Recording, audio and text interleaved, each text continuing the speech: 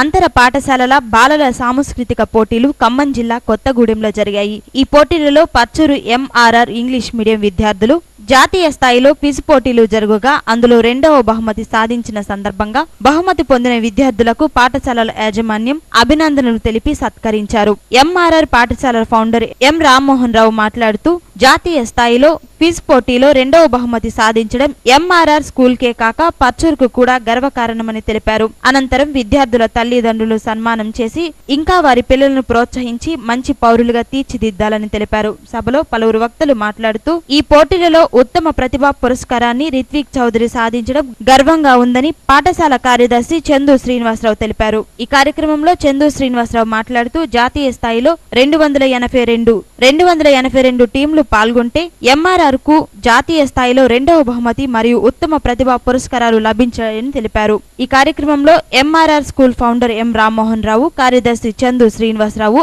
Academic director Srinivasarao, ప్రధాన ఉపాధ్యాయురాలు మాధవి, కోటి, వెంకట్రావు మరియు ఉపాధ్యాయులు పాల్గొన్నారు.